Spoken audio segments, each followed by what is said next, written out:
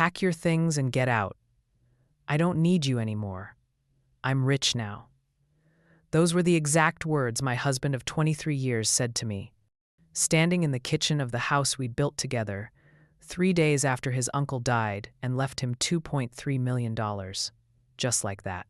23 years of marriage, of struggling together, of building a life from nothing, and he was throwing me away like yesterday's trash because suddenly he had money. But here's the thing he didn't know. I had access to all the bank accounts. I knew where every penny was, and I was about to teach him the most expensive lesson of his life. My husband's name is Marcus. Or was Marcus, I guess I should say, since he's my ex-husband now.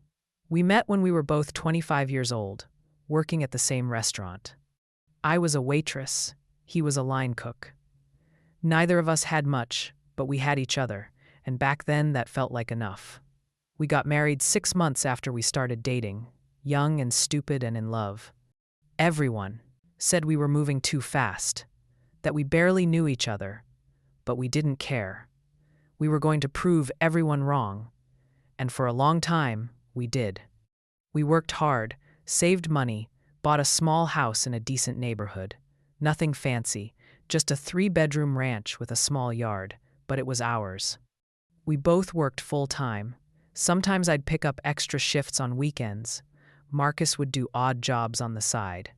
We were always tired, always stressed about money, but we were together. We were a team. We never had kids. Not because we didn't want them, but because we kept saying we'd wait until we were more financially stable, until we had better jobs, more savings, a bigger house. But that day never came. Marcus stayed working in kitchens, moving from restaurant to restaurant, always complaining about his bosses, always saying the next place would be better. I eventually left waitressing and got a job as an administrative assistant at a law firm. It didn't pay great, but it was steady, had benefits, and after years of depending on tips, steady felt like winning the lottery. I was the responsible one in our marriage. I paid all the bills, managed the budget, made sure we had savings. Marcus was terrible with money. If he had $100 in his pocket, he'd find a way to spend $150. He'd buy expensive tools he'd never use, the latest phone when his old one worked fine. Rounds of drinks for his buddies at the bar. We fought about money constantly. "You're too controlling," he'd say. "You act like I'm a child. Then stop acting like one." I'd shoot back. "We have a mortgage, Marcus. We have bills. We can't just spend money on whatever we want." But he never listened. So I learned to handle the finances without him. I had my paycheck deposited into an account he didn't have access to, gave him an allowance basically, though I never called it that to his face. He had his own account where his paychecks went, and he could do whatever he wanted with that money, but the important stuff, the house payment, the utilities, the groceries, that all came from my account. It caused fights, sure. He resented not having access to our money. But you know what caused more fights? The time he did have access and spent our rent money on a new TV. Or the time he bought a motorcycle without telling me, and I found out when the credit card bill came. After that, I took over everything financial, and he eventually accepted it. Things weren't perfect, but they were okay. We had our routines, our separate friend groups, our own hobbies.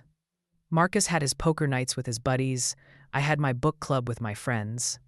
We'd have dinner together most nights, watch TV, go to bed. It was comfortable.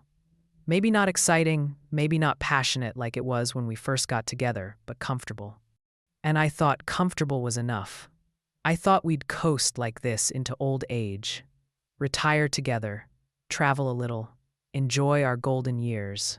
I never imagined that everything would fall apart because of money. The same thing we'd struggled with our entire marriage would be the thing that destroyed it. Marcus's Uncle Raymond lived 3 states away. We saw him maybe once every few years at family reunions. He was Marcus's dad's brother, never married, no kids, worked his whole life as an accountant. lived in the same small house for 40 years, drove the same car for 20. He was one of those people who lived quietly, kept to himself, didn't make waves. When he died, it was unexpected. Heart attack at 71. Marcus went to the funeral by himself because I couldn't get time off work. He was gone for 3 days. When he came back, he seemed off, quiet, distracted. I figured he was just processing the grief, even though he'd never been particularly close to his uncle. How was it? I asked him the night he got back. Fine, he said, not looking at me. Sad. You know how funerals are. Did you get to see your cousins? Yeah. How are they doing? Fine. He wasn't giving me anything, so I dropped it. If he wanted to talk about it, he would. That's how our marriage worked. We didn't push each other. 2 days later, Marcus came home from work early. I was making dinner, chopping vegetables for a stir-fry. When he walked in, he had this weird expression on his face. Excited but also nervous, like a kid who'd done something he wasn't supposed to do but couldn't wait to tell someone about it. I need to talk to you, he said. I put down my knife. Okay. What's up? Uncle Raymond left me money. I blinked. What? How much? How much? A lot. Like, a lot. Marcus, how much? He took a breath. $2.3 million. I actually laughed, because that was insane. That couldn't be real. Uncle Raymond, the quiet accountant who lived in a tiny house and drove an ancient car, had over $2 million? Are you serious? I asked. Completely serious. The lawyer called me this morning. Uncle Raymond had stocks, investments, savings accounts. He lived like he was poor, but he was loaded. And he left most of it to me. There are a few other small amounts going to other family members, but the bulk of it, $2.3 million, comes to me. I sat down. My legs felt weak. $2 million. That was life-changing money. That was retire early money. That was never worry about bills again money. Oh my God, I said. Marcus, that's incredible. He nodded, grinning now. I know. We need to be smart about this, I said, my mind already racing. We should pay off the house first. That'll save us thousands in interest. Then we can max out our retirement accounts, maybe invest some of it, save some of it. We could finally take that trip to Europe we've always talked about. We could... Actually, Marcus interrupted, I've been thinking about it all day, and I have some different ideas. Okay, I said slowly. Like what? Like I want to quit my job. I'm so sick of working in kitchens, dealing with asshole managers, coming home smelling like grease. I don't have to do that anymore. That makes sense, I agreed. You could take some time off, figure out what you really want to do. And I'm thinking about getting a new car, a really nice one. I've always wanted a Porsche. I frowned. Marcus, a Porsche? That's a huge expense. We should be smart about this money, not blow it on expensive toys. His face changed then, got hard. Here we go. I knew you'd do this. Do what? Try to control everything. Try to tell me what I can and can't do with my money. It's not your money, Marcus. It's our money. We're married. No, he said sharply. It's my money. Uncle Raymond left it to me, not us. Me. I felt something cold settle in my stomach. We're married, I repeated. We share everything. That's how marriage works. You share your money with me, he asked. Because last I checked, I don't have access to your account. You've kept me on an allowance for years. Treated me like I'm incompetent. Well, guess what? I'm rich now. I don't need your permission anymore. That's not fair, I said. I manage the money because you're terrible at it. You know that. How many times have you overdrafted your account? How many times have you bought something expensive on impulse and regretted it later? Maybe I wouldn't be terrible at it if you'd ever let me try, he shot back. Maybe I'd have learned if you hadn't taken over everything and treated me like a child. We fought for hours that night. Back and forth, the same arguments we'd been having for 20 years, but bigger now because the stakes were so much higher. Eventually, we went to bed angry, sleeping on opposite sides of the mattress, not touching. I thought it would blow over. I thought once the initial excitement wore off, Marcus would calm down and we could have a rational conversation about the money. I thought wrong. The next morning, Marcus was up early. I found him in the kitchen on his laptop, looking at cars. "I have an appointment at the Porsche dealership at 11, he said without looking up. "Marcus, come on. Can we please talk about this?" "There's nothing to talk about. I'm buying a car." "That's not all you want to do, though, is it? You want to quit your job, too. What else? What's your plan here?" He finally looked at me. "My plan is to enjoy my money, something you've never let me do." "That's not true." "It is true." He slammed his laptop shut. "Do you know what it's like being married to you? Always being told no. Always being made to feel like I'm stupid, like I can't be trusted. Do you know how that feels?" "I never said you were stupid. You didn't have to say it. You showed it. Every time you took over the finances, every time you gave me money like I was a kid asking for lunch money, every time you made a financial decision without consulting me. You've been showing me for years that you think I'm incompetent." I didn't know what to say to that, because maybe there was some truth to it. Maybe I had been controlling. But I'd done it because I had to, because if I didn't, we'd be broke and homeless. "I'm sorry if I made you feel that way," I said carefully. "But Marcus, $2 million is a lot of money. We need to be smart about it. We need a plan." "I have a plan," he said. "And it doesn't include you controlling everything like you always do." He left for the dealership.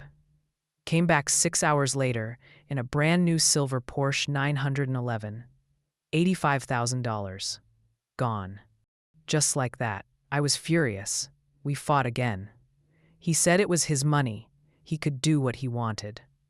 I said he was being irresponsible, throwing money away. He said I was being controlling, ruining his happiness.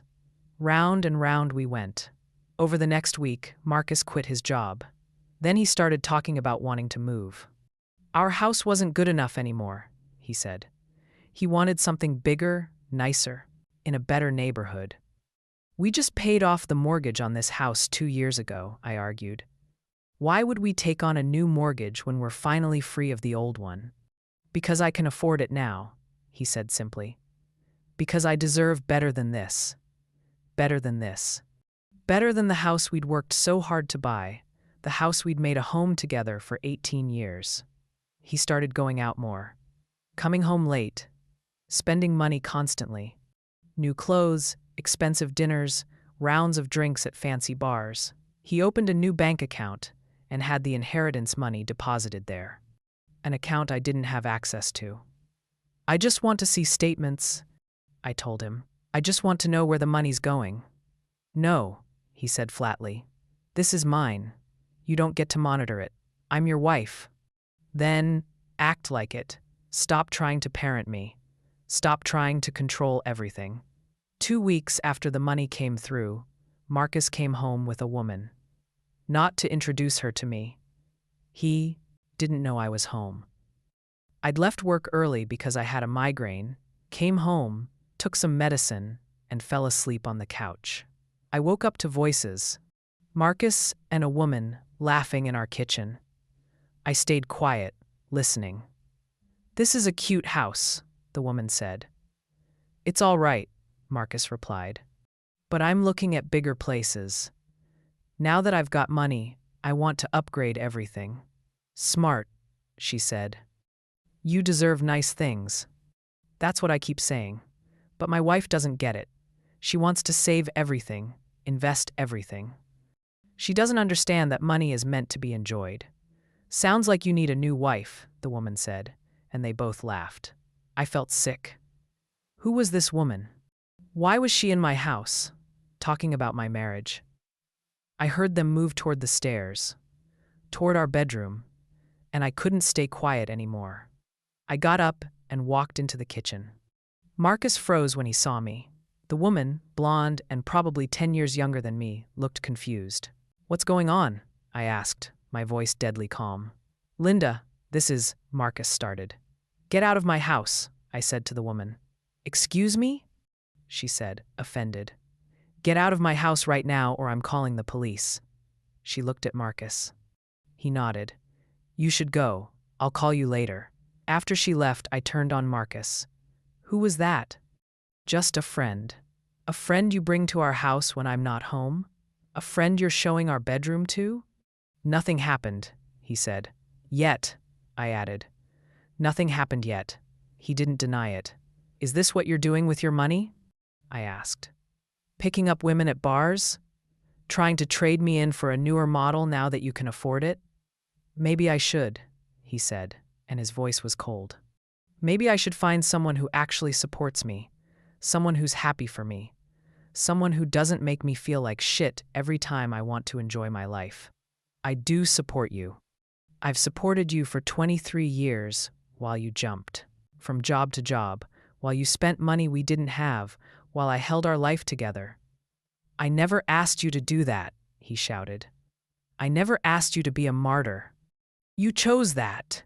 You chose to take control of everything and then resent me for it.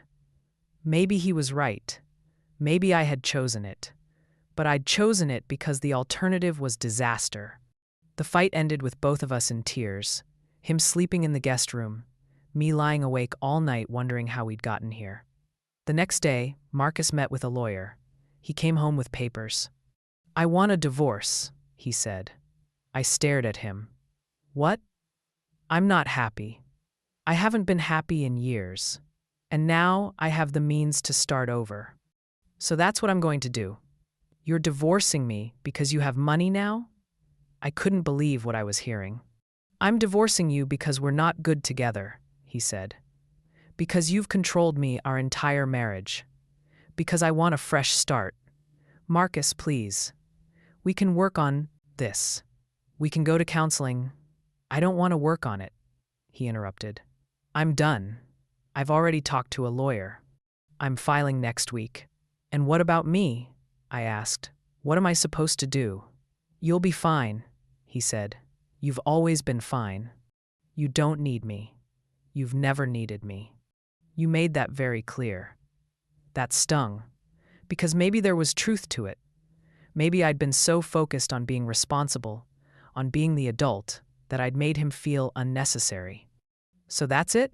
I said. 23 years and you're just done? Yeah, he said. I'm done. 3 days later was when he said it. When he told me to pack my things and get out. When he told me he didn't need me anymore. We were in the kitchen. I was making coffee, trying to pretend everything was normal, even though nothing was normal. Marcus walked in, already dressed even though it was barely 7 in the morning. Where are you going? I asked. To look at houses. Houses? Marcus, we haven't even talked about the divorce yet, about how we're splitting things. There's nothing to split, he said. This house is in both our names. We'll sell it and split the proceeds. Your car is yours, mine is mine, and my inheritance is mine. That's not how divorce works, I said. We live in a community property state. Assets acquired during marriage are split 50-50. Assets I earned, he interrupted, not assets inherited. Inherited money isn't community property. I checked with my lawyer. My stomach dropped. I didn't know if that was true or not. So you're just going to take everything and leave me with nothing? I asked. You'll get half the house, he said, and you have your job. You'll be fine. This isn't about money, Marcus. This is about our marriage. There is no marriage, he shouted. Not anymore. I'm done. I'm done with you. I'm done with this house. I'm done with this life. I have money now. I can do whatever I want. I don't need you anymore. So that's all I was to you? I asked quietly. Financial security? And now that you have money, you don't need me? You were the one who made everything about money, he said. Every conversation, every decision, it was always about the budget, about saving, about being responsible. Well, guess what? I can be irresponsible now. I can do whatever I want, and what I want is for you to pack your things and get out of my house. It's my house too. Then I'll buy you out, he said. I'll pay you for your half and you can leave. Or we can sell it and you can find somewhere else to live. I don't care. I just want you gone. I couldn't breathe. This wasn't happening. This couldn't be happening. Marcus, please, get out, he said. Pack your things and get out. I called my sister. She came and picked me up. I stayed with her for 3 days, crying, trying to figure out what to do. Marcus wouldn't answer my calls, wouldn't respond to my texts. He'd just cut me out completely. On the 4th day, I called a lawyer. Her name was Jennifer. She'd gone to my book club a few times and we'd become friendly. She agreed to see me right away. I told her everything. About the inheritance, about Marcus wanting a divorce, about him claiming the money was his alone. Jennifer listened, taking notes, and when I finished, she leaned back in her chair. Okay, she said. First thing, he's wrong about the inheritance. In this state, even inherited assets can become community property if they're commingled with marital assets. Did he deposit the money into a joint account at any point? No, I said. He opened a new account. Only his name on it. That's smart on his part, she admitted. But did he use any of that money for shared expenses? House payments, bills, anything? I thought about it. I don't think so. I've been paying all the bills from my account like always. What about the car? He bought a car with the inheritance money? Yes, a Porsche. Is the car titled in his name only? I don't know. We'll need to find out. If it's titled in both names, even if he paid for it with his inheritance, that could make it community property. Same with any other purchases. Houses, furniture, anything. He talked about buying a new house, I said. Jennifer's eyes lit up. By himself? Or with you? He said he was looking at houses. But he wants me out. He wants a divorce. Has he filed yet? He said he was going to. I don't know if he has. Let me check. She turned to her computer, typed some things. Then shook her head. Nothing filed yet, which means you could file first. Why does that matter? Because whoever files first has a slight advantage, she explained.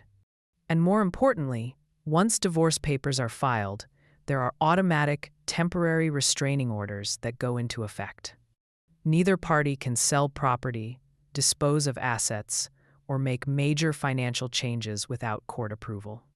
If he's planning to buy a new house or make other big purchases, filing first prevents that. I felt a spark of hope. So I should file? I think you should, Jennifer said. And I think we should move fast. If he's spending this money as quickly as you say, we need to freeze things now before there's nothing left to divide. But he said inherited money isn't community property. It's complicated, Jennifer said. And every case is different. But here's what I know. You've been married 23 years. You've contributed to this marriage financially and otherwise. You've paid bills, maintained the home, supported him through multiple job changes. A court isn't going to look kindly on him, suddenly coming into money and kicking you out with nothing. We can argue for spousal support at minimum, possibly a portion of the inheritance depending on how it's been used. He's going to fight this, I said. Let him fight, Jennifer said. You have rights, and we're going to make sure you get what you're entitled to. We filed the divorce papers the next day. And Jennifer was right. Automatic restraining orders went into effect immediately.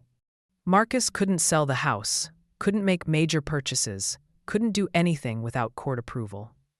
He was furious, called me screaming about it. You filed for divorce? He shouted into the phone. I was going to file. This was my decision. Well, I made it my decision, I said, feeling stronger than I had in days.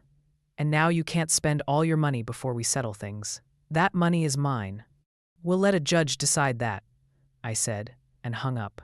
The divorce got ugly fast. Marcus hired an expensive lawyer, some big shot who specialized in protecting assets in divorces. My lawyer Jennifer was good, but she was a solo practitioner going up against a whole firm.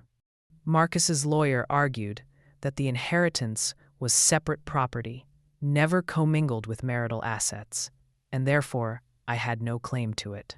My lawyer argued that Marcus had used the property, money, to purchase items during our marriage, that he'd quit his job, which impacted our community finances, and that after 23 years of marriage I was entitled to support.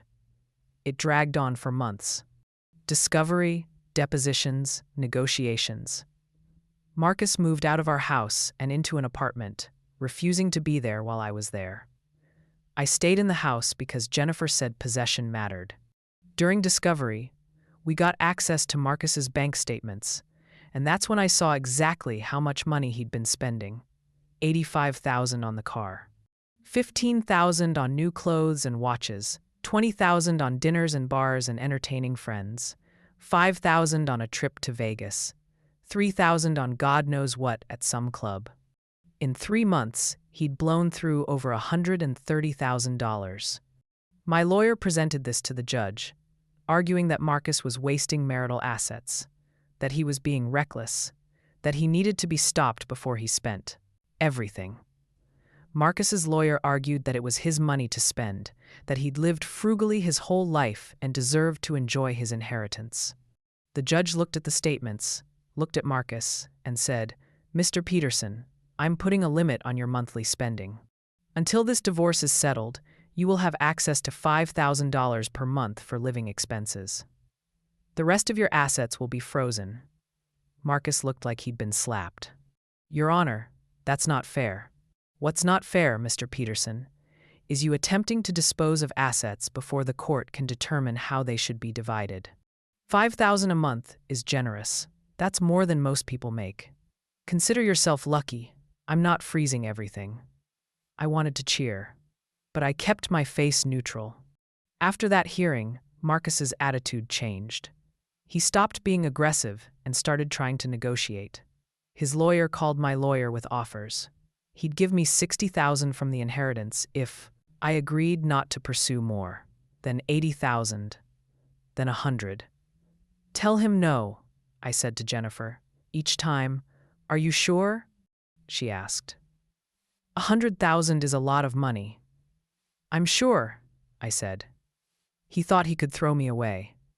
He thought because he had money now, I was worthless.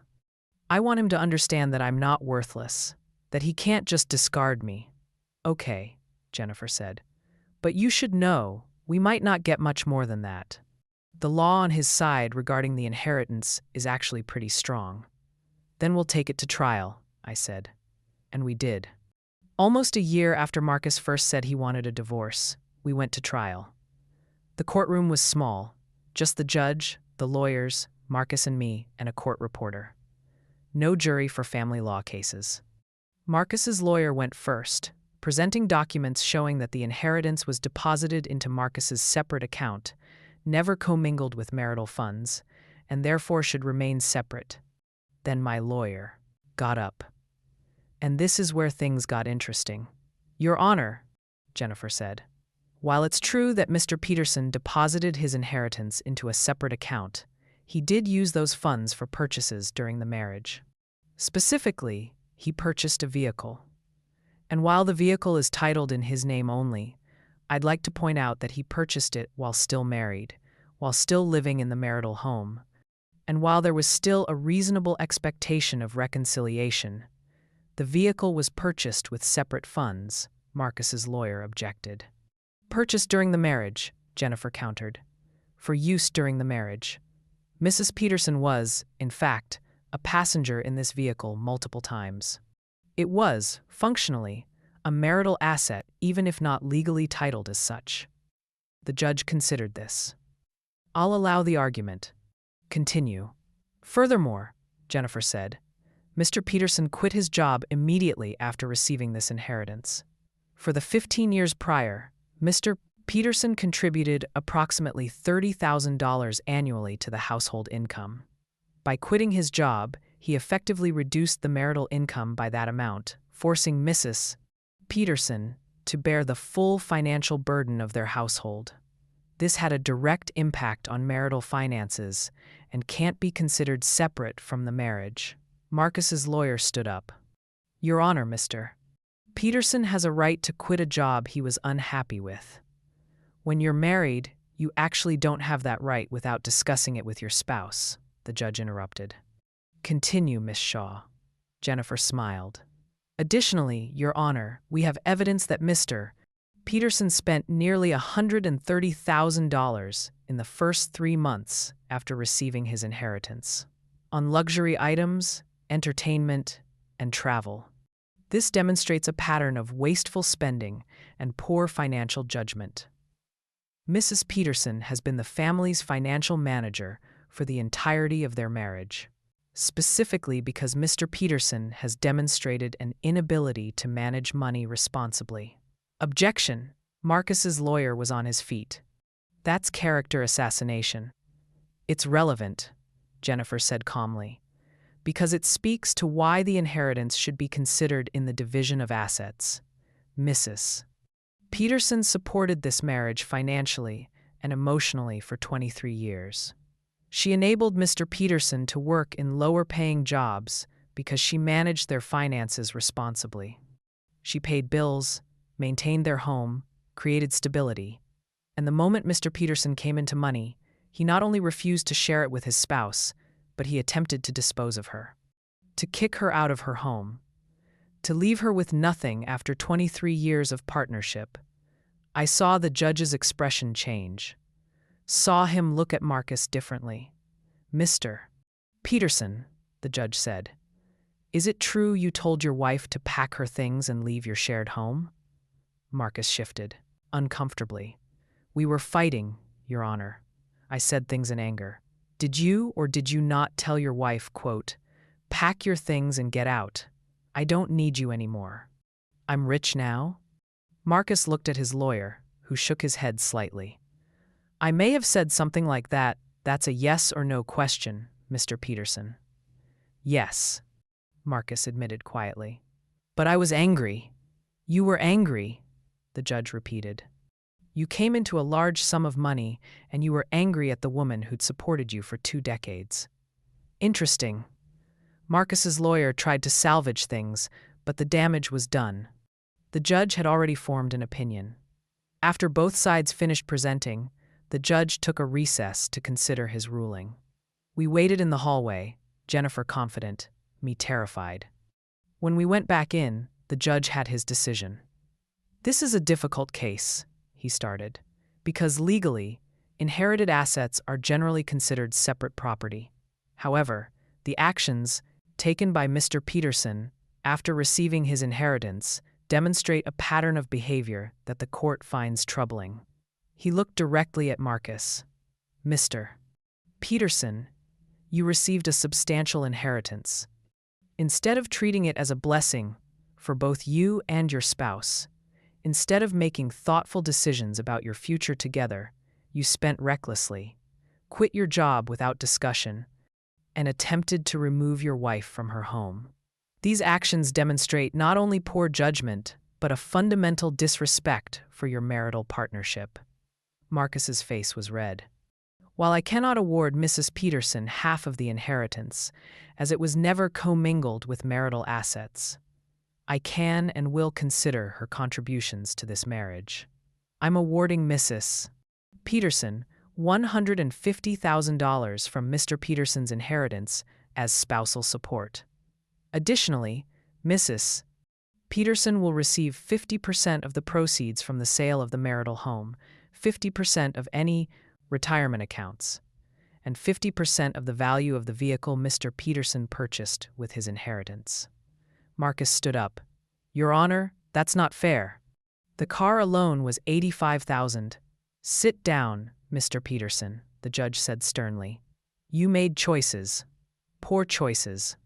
You attempted to dispose of your wife like she was garbage after she spent her adult life supporting you. This court will not reward that behavior. My ruling stands. This marriage is dissolved. And just like that, it was over. Outside the courtroom, Marcus tried to talk to me.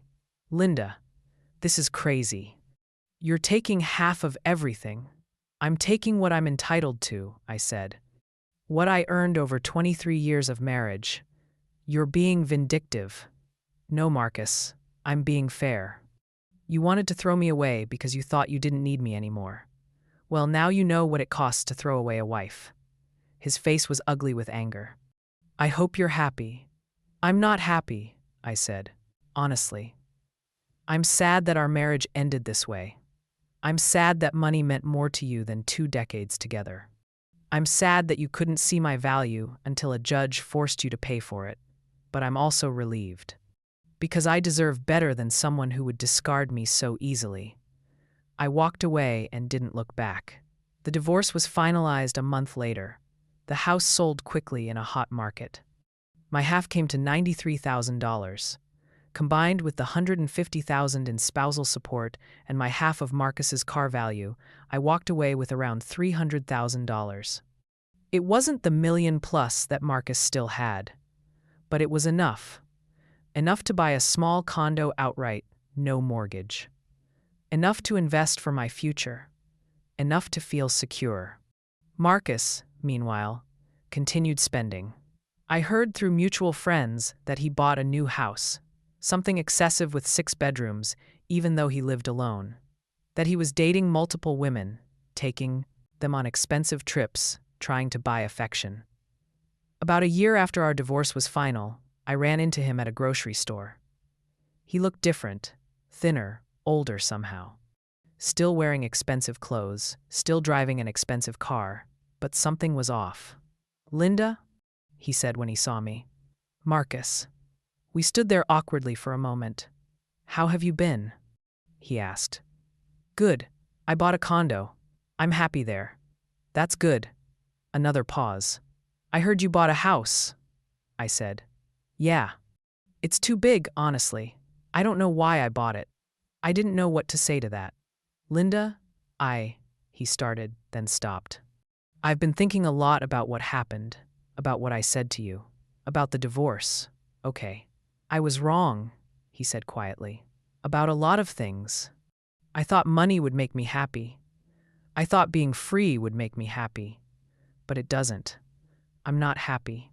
Part of me wanted to feel vindicated, to say, I told you so. But looking at him, I just felt sad. I'm sorry you're not happy, Marcus, I said. But that's not my problem anymore. I know, he said. I just wanted you to know that I regret how things ended. I regret what I said to you. Okay. Thank you for saying that. Do you think, he hesitated, do you think we could ever? No, I interrupted gently. We couldn't. What you said to me, what you did, that's not something I can forget. You made it very clear that you didn't need me, that I was disposable. I'm not interested in being with someone who sees me that way. He nodded, looking defeated. I understand. I hope you figure things out, Marcus. I hope you find whatever it is you're looking for. But it's not going to be with me. We said goodbye and I left. And I meant what I said. I did hope he'd figure things out, but I was done being his safety net. 2 years later, I heard that Marcus had gone through most of his inheritance. The house he bought needed major repairs he couldn't afford. The Porsche needed maintenance he couldn't pay for. He'd gone through girlfriend after girlfriend, each one leaving when the money started running out. He'd tried to go back to cooking, but couldn't find a job that paid what he thought he deserved. Last I heard, he was living in a small apartment and working at a chain restaurant, right back where he started, except now he was older, alone, and bitter. Meanwhile, I was actually doing okay. Better than okay, honestly. The condo I bought was in a nice neighborhood, small but perfect for me. 2 bedrooms, one I turned into an office. I kept working at the law firm, got promoted to office manager with a nice raise. I invested most of the money from the divorce, working with a financial advisor to make sure it would grow over time. But more than the money, I was happy, really happy. For the first time in years, I wasn't stressed about finances. I wasn't fighting with anyone. I wasn't trying to manage someone else's poor decisions. I was just living my life on my own terms.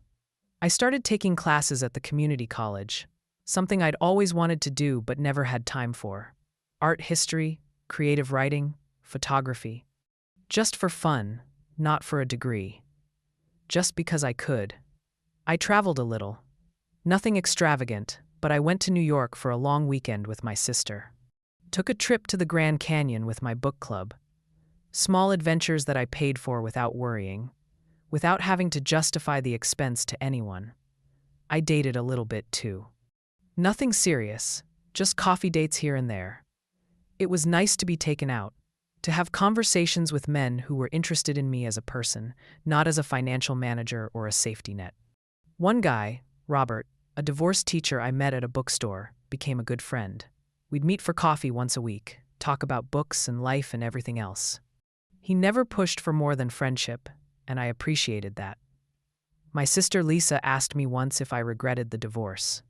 If I wished things had turned out differently. Honestly, I said, no. I regret that the marriage ended the way it did.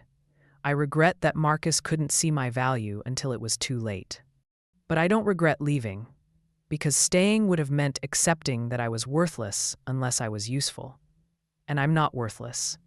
No, you're definitely not, Lisa agreed. You know what I think? I think that inheritance was the best thing that ever happened to you. I looked at her in surprise. How do you figure? Because it showed you who Marcus really was. Without money problems to focus on, without the daily struggle to keep you both busy, you got to see his real character. And his real character was selfish and shallow.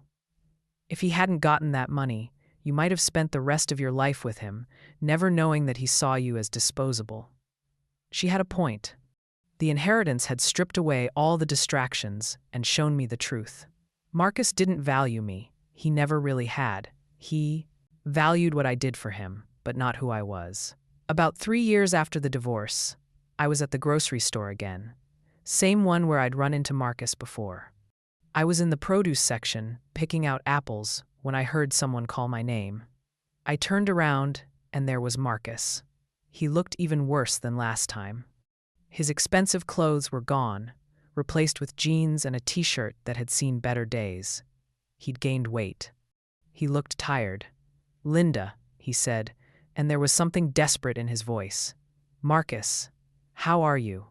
"Not great, honestly." He laughed, but there was no humor in it. "Can we talk? Maybe grab coffee?" Every instinct told me to say no, to walk away. But something in his face made me pause. He looked broken. "Okay," I said. "There's a coffee shop across the street." We sat in a corner booth, coffees in front of us that neither of us was drinking. "I'm broke," Marcus said without preamble. "The money's gone. All of it. All of it?" I couldn't hide my shock. "Marcus, you had over $1 million left after the divorce." "I know." He put his head in his hands. "I know. I was an idiot. I thought it would last forever. I kept spending, kept buying things, kept trying to impress people. And now it's gone. What about the house?" "Foreclosed. I couldn't keep up with the payments once the money ran out. Turns out a 6-bedroom house has 6 bedrooms worth of heating and cooling and maintenance. The Porsche? Repossessed. I was making payments on it, used the inheritance as a down payment. Once I couldn't pay, they took it back. I didn't know what to say. I've been thinking about you a lot," he continued. "About what you used to tell me about money. About being responsible. About saving. About thinking long term. I thought you were just being controlling. But you weren't. You were trying to protect us. Protect me from myself. And I was too stupid to see it. Marcus, I'm not asking for money," he said quickly. I know I have no right to ask you for anything. I just wanted you to know that you were right. About everything. And I'm sorry. I'm so sorry for what I said to you, for how I treated you, for throwing away our marriage like it meant nothing." Tears were running down his face now. You were the best thing in my life, and I destroyed it because I thought money would make me happy. But money doesn't make you happy. You know what makes you happy? Having someone who cares about you, who supports you, who sticks with you through the hard times. I had that, and I threw it away. I felt tears in my own eyes. Not because I wanted him back. I didn't. But because it was sad. All of it was just sad. I forgive you, I said quietly. He looked up, shocked. What? I forgive you, Marcus, for what you said, for what you did. I forgive you. Why? He asked. After everything I did to you, because holding on to anger was only hurting me, I said. Because you were right about one thing. I was controlling. Maybe not for the wrong reasons, but I was. I never let you make mistakes. I never let you learn. I just took over everything and expected you to be okay with it. That doesn't excuse what I did. No, it doesn't, I agreed. But we both contributed to the problems in our marriage. You're not the only one who made mistakes. I made them too. We sat in silence for a moment. I don't suppose there's any chance, he started. No, I said firmly but kindly. There's not. That part of our lives is over, Marcus. We both need to move forward separately. He nodded, wiping his eyes. I figured, but I had to ask. What are you going to do? I asked. About money? About your life? I got a job cooking at a diner, he said. It doesn't pay much, but it's honest work. I'm living in a studio apartment with a roommate. I'm learning to budget, learning to save, doing all the things I should have been doing all along. He laughed bitterly. Turns out you were a better teacher than I was a student. It's not too late to learn, I said. You're only 50. You have a lot of years ahead of you. You can build a good life if you make smart choices. I know, I'm trying. He looked at me seriously. Are you happy, Linda? Really happy? I am, I said honestly. I really am. Good, he said, and he meant it. You deserve to be happy. You always did. We finished our coffee and said goodbye.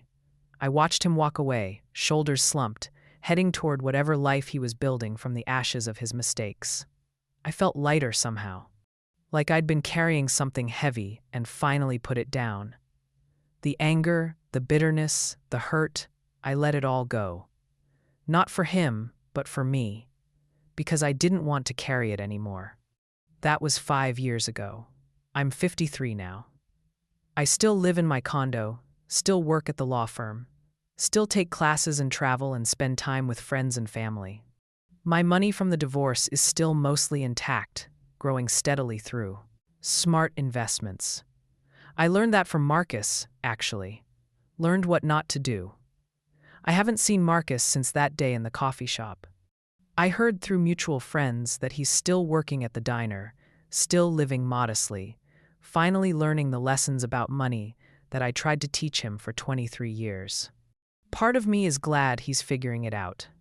Part of me will always care about him, not as a husband, but as someone I spent most of my adult life with. But mostly, I just don't think about him. I think about my own life, my own happiness, my own future. I think about the fact that I'm financially stable, emotionally healthy, and genuinely content for the first time in decades. Sometimes people ask me if I'm bitter about what happened, if I'm angry that Marcus threw away our marriage for money. And the answer is no. Because that inheritance, as painful as it was, set me free. It showed me that I was staying in a marriage out of habit and responsibility, not love. It showed me that I deserved better than someone who only valued me for what I could do for them. And it taught me the most important lesson of all, that you can't control other people. You can't make them be responsible or smart or grateful. You can only control yourself, your own choices, your own life. Marcus made his choices. He chose money over marriage. He chose spending over saving. He chose temporary pleasure over long-term stability. And he paid the price for those choices. But I made choices too. I chose to tell the truth in court, even when it would have been easier to just accept his lowball offers. I chose to fight for what I'd earned over 23 years. I chose to forgive him, not because he deserved it, but because I deserved peace. And most importantly, I chose to build a new life. A life where I'm not responsible for anyone else's poor decisions. A life where I can make choices based on what makes me happy, not what keeps someone else afloat. A life where I'm valued for who I am, not what I can provide. The money from the divorce helped, sure. Having financial security made everything easier. But the real prize wasn't the $300,000. The real prize was getting my life back. Getting the freedom to be myself without apology or explanation. I ran into Marcus's sister at a wedding last year.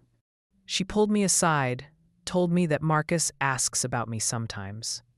Wants to know if I'm okay, if I'm happy. Tell him I'm great, I said. Tell him I'm exactly where I'm supposed to be. And I meant it. Because here's the thing about people who come into sudden money. It reveals who they really are. Some people become generous, thoughtful, careful with their windfall. Other people become selfish, reckless, convinced that money equals happiness. Marcus was the second type. And no amount of money was ever going to be enough for him because he was trying to fill a hole that money couldn't fill. He was trying to buy happiness, buy respect, buy love. And you can't buy any of those things. They have to be earned. I earned my happiness. I earned my peace. Not through money, but through making hard choices, setting boundaries, and refusing to accept less than I deserved. Sometimes late at night, I think about that day in the kitchen. The day Marcus told me to pack my things and get out. The day he told me he didn't need me anymore. And I'm grateful. Grateful that he showed me his true colors. Grateful that he set me free. Grateful that I had the strength to walk away and build something better. Because he was right about one thing. He didn't need me, but I didn't need him either. And it turned out I was a lot better at being on my own than he was. My sister comes over for dinner every Sunday now. Last week she brought wine, and we sat on my little balcony watching the sunset. "Do you ever regret it?" she asked. "Fighting him in court? You could have just taken the first offer and been done with it." "Not for a second," I said. He needed to learn that actions have consequences. That you can't just throw people away when they're no longer useful to you. "Do you think he learned?" "Eventually," I said. "But not because of the court case. Because he spent all his money and ended up right back where he started. That's what finally taught him." "Expensive lesson," Lisa said. "The best lessons usually are." We sat in comfortable silence for a while, sipping our wine. "You know what's funny?" I said. "All those years I spent managing our money, keeping us afloat, making sure we were secure. I thought I was doing it for us, for our future together. But really, I was doing it for me. Building skills I'd need later, learning to be independent, preparing for a life on my own, even though I didn't know it. Everything happens for a reason," Lisa said. I used to roll my eyes at that phrase. But maybe she's right. Maybe everything that happened, the struggling years, the controlling behavior, the inheritance, the divorce, maybe it all happened to teach me something I needed to know. That I'm strong, that I'm capable, that I don't need someone else to complete me or validate me or make me whole. I'm whole on my own. And that's worth more than any inheritance. My phone buzzes. It's Robert, the teacher I'm friends with, asking if I want to check out a new art exhibit this weekend. I text back, "Yes, this is my life now. Simple, peaceful, mine. No fights about money, no managing someone else's impulses, no wondering if I'm valued or just useful. Just me, living my life, making my own choices, being happy." Marcus got his inheritance and lost everything. I got my freedom and gained everything. So who really won? I think we both know the answer to that. And if Marcus ever figures out what true wealth really is, If he ever learns that money can't buy happiness or love or self-worth, I hope he finds peace. I really do. But that's his journey, not mine. Mine is already complete. I'm exactly where I'm supposed to be, and I wouldn't change a thing. Subscribe for more stories.